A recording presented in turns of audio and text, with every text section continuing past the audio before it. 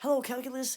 Now we are going to rotate two curves, but we're going to rotate it about the y-axis, right here, about the y-axis. All right, so it's a little bit different. So let's first check out our region. I'm going to make this bigger. We have a linear function right here. So that crosses up at 4 and comes down. And then we also have a parabola. An upside down parabola. So that starts up here and comes down. All right, so there's my region. I'm going to shade that in so I can put in my rectangle. So if I shade the region like this, just that little tiny piece right there. Okay, again, we are rotating it around the y-axis, so our rectangle has to be perpendicular to the y-axis, so we need a horizontal rectangle. Okay, so that's a horizontal distance. So that means now our radius is going to be an x value. Okay, so let's reflect our functions across that axis of rotation. We've already got this piece reflected over here, and I just need to reflect my line. So I'm just going to reflect that across here.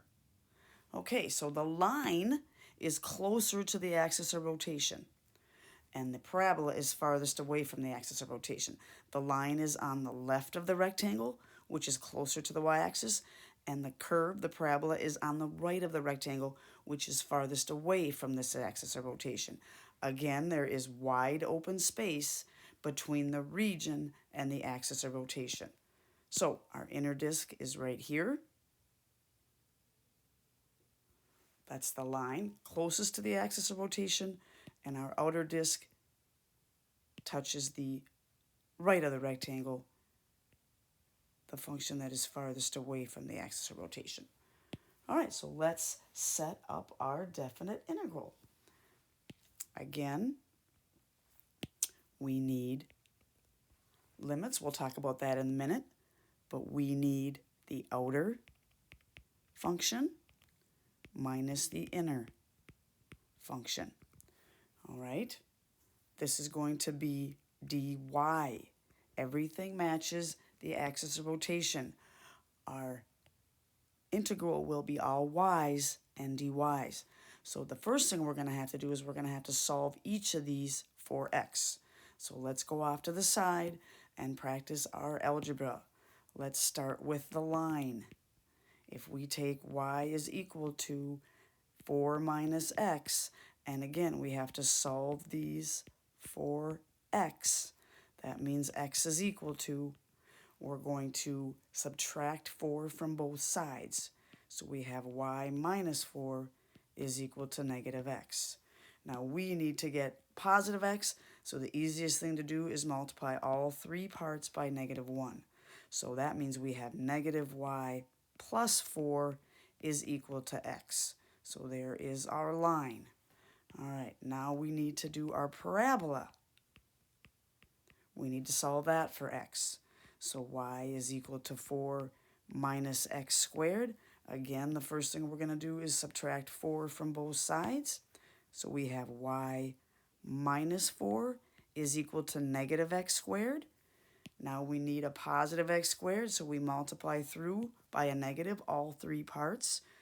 So negative y plus 4 is equal to positive x squared. And now to undo the square, we can square root both sides. All right, so the square root of x squared is just x.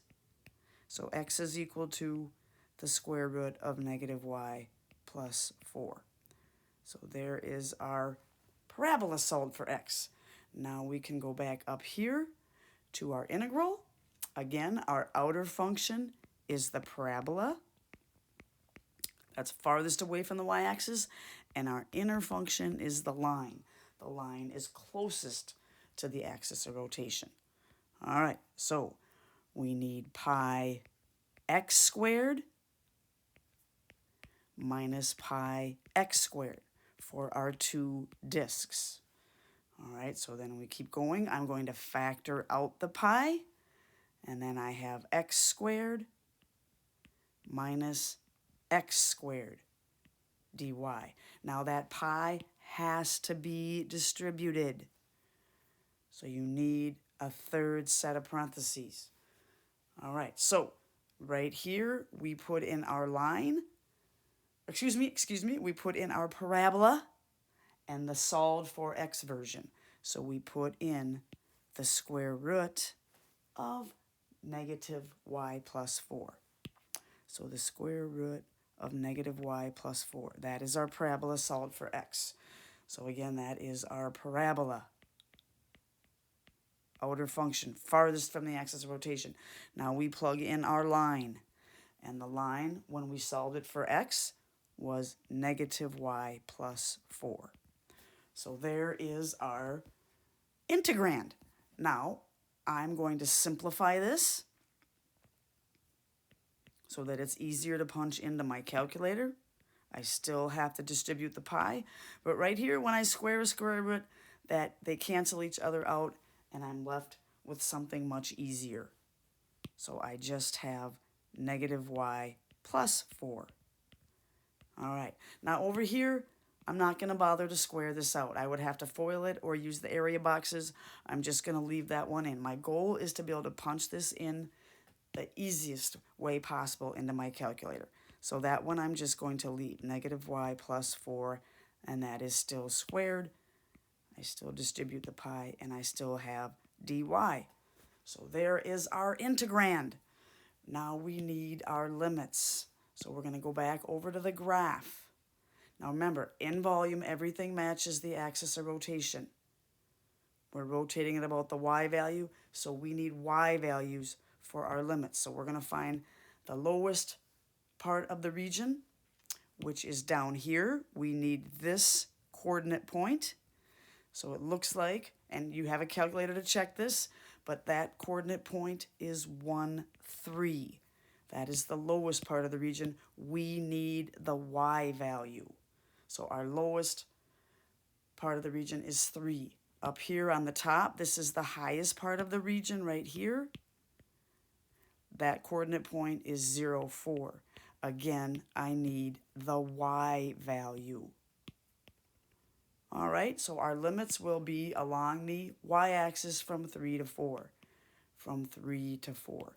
So we're going to put that in right down here on our definite integral.